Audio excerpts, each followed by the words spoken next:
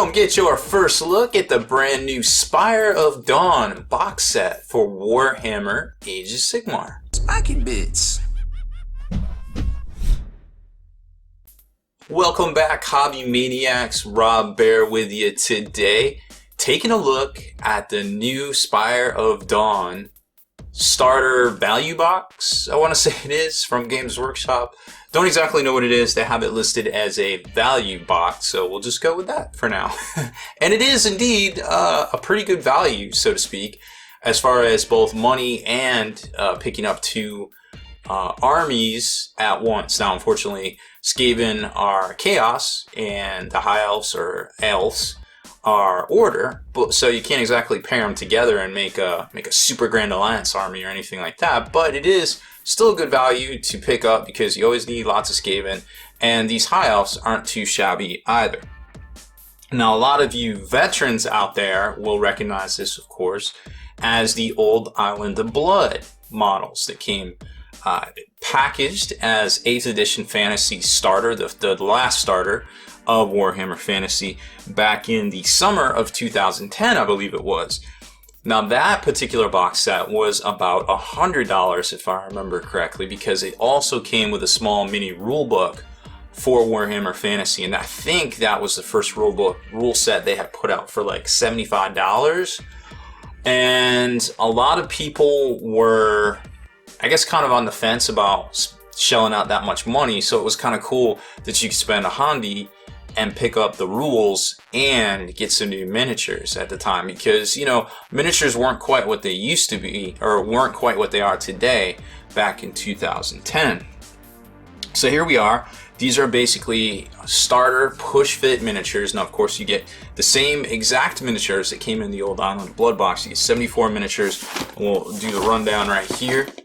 So you get the High Warden, the Archmage, 10 Swordmasters, 10 Spire Guard, 5 Reavers, a Skaven Warlord. That's to do with the Billy Badass like weapons, kind of jumping in the air. I thought always a personal favorite model of mine.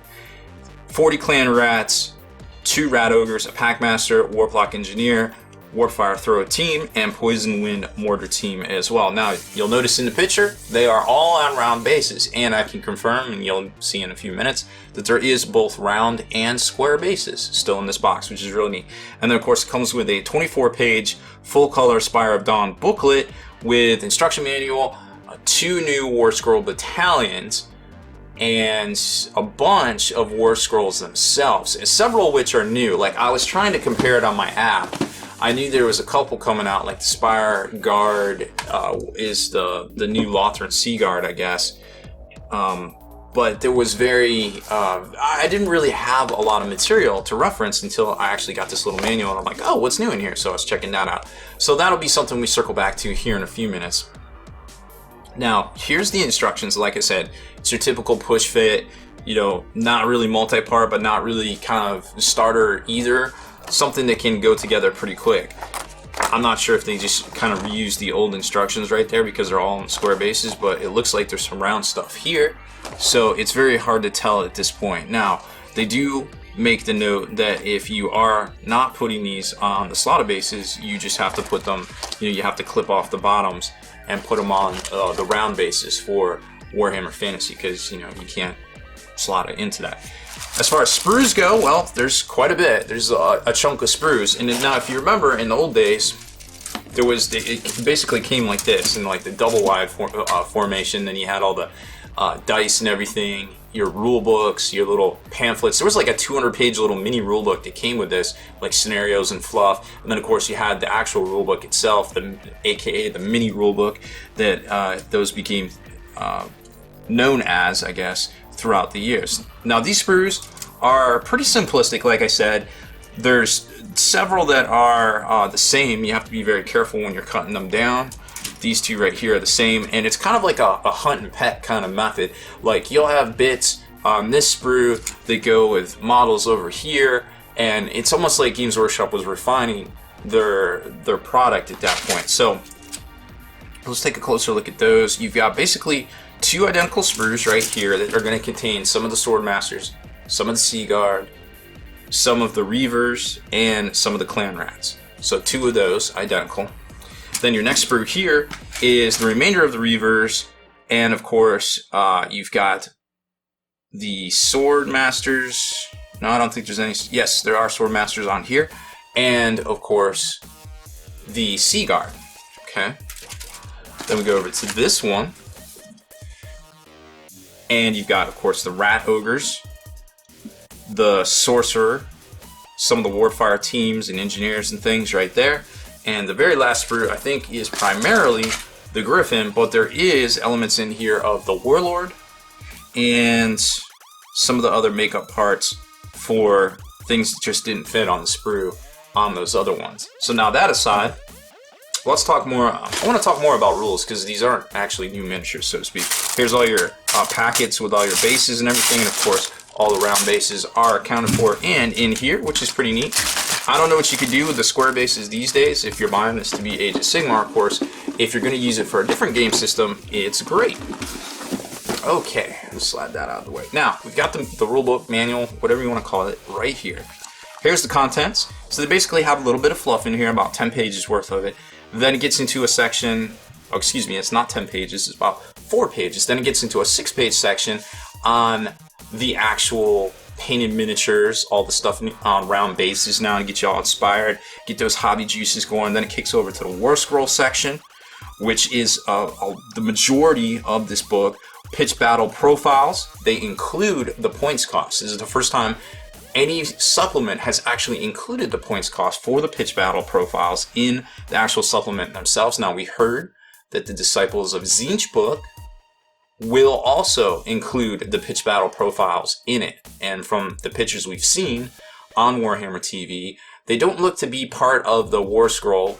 And you'll notice what they did in here might be the same thing that they're going to do for over there. They basically have the War Scroll sections, and then they have a section with all of the rundown of the points cost towards the back of that section, which is exactly what they did in here. And then the 2 battalions themselves, one for the Elves and one for the Skaven.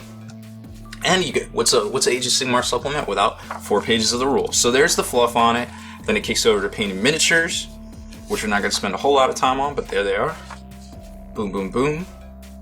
Very good looking stuff. And getting into the nitty gritty, I always tell people, make sure you read the War Scroll page and the hints and tips page, because this actually is almost a 5th and 6th page to the 4-page rules themselves. There's also one that you need to read for the battalions. Now, getting into the actual rules themselves, we have a fantastic article over on Spiky Bits written by our newbie columnist, and I say newbie lightly because we're all pretty much newbies still at this point, veteran and newer players alike, because so much stuff is coming out that we all pretty much learn it at the same time, and maybe different rates, but you know, you can't really take anything for granted these days, especially if you've been playing for a while, right? These particular War Scrolls, before they put the new stuff in here, we have a complete breakdown on how many points come in. I think we've got, basically, it was 820 points of High Elves are included in here. Now, this is based off the old models before we got the pitch battle profiles in here. And the Skaven Warband has 740 points. Of course, money-wise, you're saving a lot of money regardless, because you can pretty much tell that any of the push fit miniatures are always going to be cheaper than the multi-part versions. I think the Rat Ogres kit with giant rats is 40 or 50 bucks by itself, and this being $80 right there right off the bat is a huge value.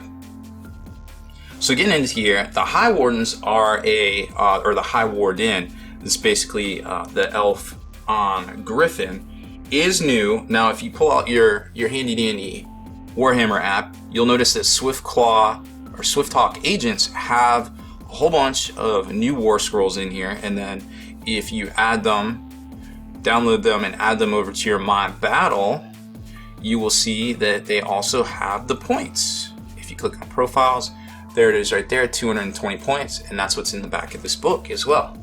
So everything looks to be lining up pretty well. So this is technically a new model, but not really, because if you look in the General's Handbook in the back section here, we do have Swiftclaw agents, and there is several different units in here, okay?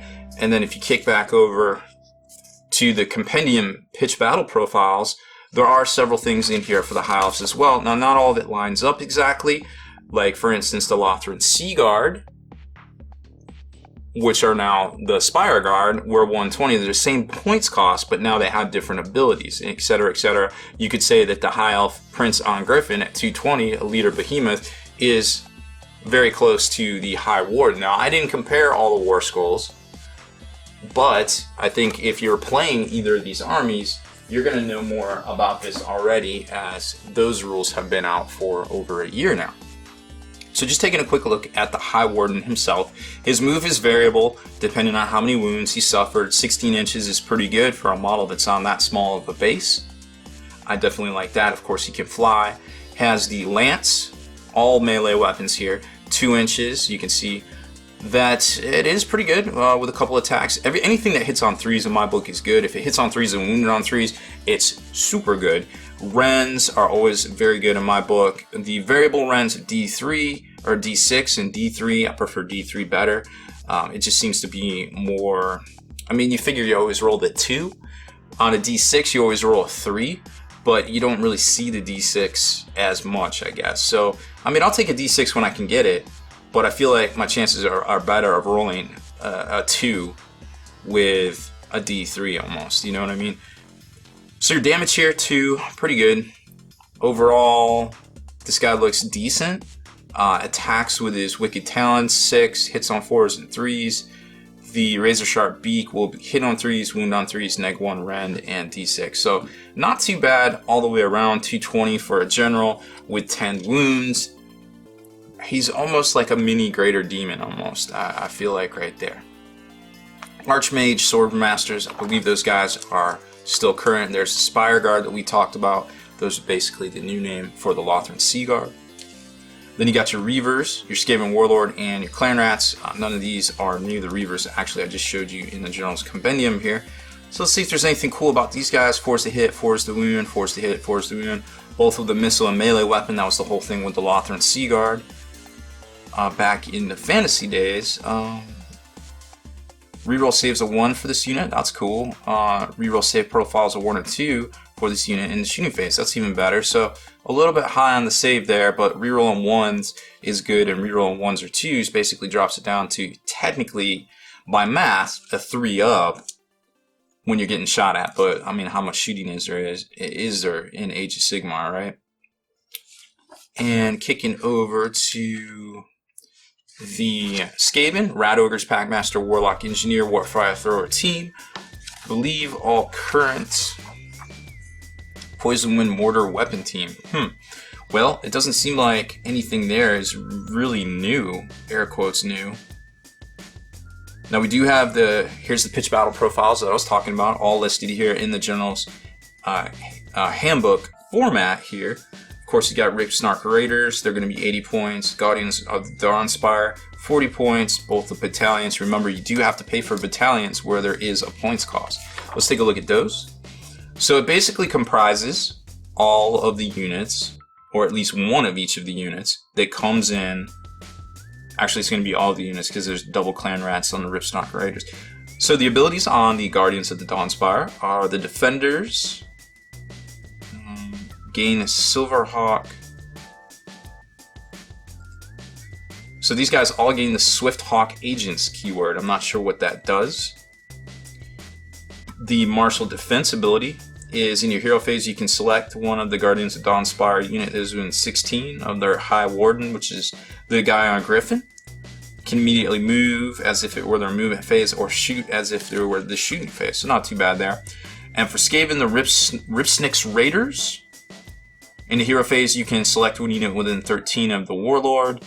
This unit is within 3 inches of enemy units can immediately pile in an attack, which is always fun to get extra attacks that they cannot respond in kind. And the Fiendish Ambush is during any of your hero phases, you can set up an ambush on the battlefield within 9 inches of a hero from this battalion, and more than 9 inches from the enemy. That unit sets up this ambush in a way they cannot move their next movement phase. If all the heroes from this battalion are slain before units arrive from ambush, these are considered to be slain. So it just kind of pops up some guys to get in the way maybe, They can't move in their next movement phase, but they can certainly take a charge or take an assault by your enemy basically saving a flank, or, you know, just somebody getting around your line and trying to get a objective or something like that. So that's neat. I think that's probably the more useful of the two right there. I always like guile and subterfuge on the table when it comes to this game. It doesn't seem like it made, you know, only a 4-page rulebook. It doesn't seem like that's a thing, but in actuality, if you set up a line and you contact at the line, your whole point is to get around the line and try to flank around and get objectives, or just get to their backfield to start stacking in and get closer, you know, get within your 2 inches or your 3 inches for melee. And that's hard to do sometimes when all your guys are stacked up at the front. So if you can start getting around their corners, that really turns into a good thing, of course. And conversely, you want to prevent the enemy from doing that to you, because a lot of times you have juicy characters hanging in the backfield casting buffs or magic or something like that. So it can come back and bite you if you let the enemy do it to you. But if you're doing it to the enemy, usually it's pretty fortuitous. So I like that, just able to pop them up and kind of section off a part of the battlefield where you might just need some clan rats just to hold the line for like an extra turn. Time doesn't cost any points, but it's worth unlimited points in either of these games, Warhammer 40k or Age of Sigmar. So that's it for this one. I hope you enjoyed our first look review of the Spire of Dawn. Make sure you check out Travis's articles, Travis Perkins, over on Spiky Bits. He's got some great introductory articles on how to start playing 1,000 points of a lot of different Age of Sigmar and also Warhammer 40k games. And he has a breakdown based off of the old rules for Spire of Dawn, but I'm sure he will have a new one here coming up after the holidays. Hope everybody enjoys themselves and has a safe and very prosperous New Year, as well as the holiday coming up. Deleted scenes, bonus content, and all the interviews and post-game wrap-up videos can be located in the Hall of Veterans on thelongwar.net. Visit thelongwar.net today and try a week completely free with no strings attached. That's not all. Thelongwar.net is also your hobby resource for exclusive early access with an ad-free experience to all your favorite videos. Members of the Hall of Veterans gain early exclusive access to multiple hobby videos.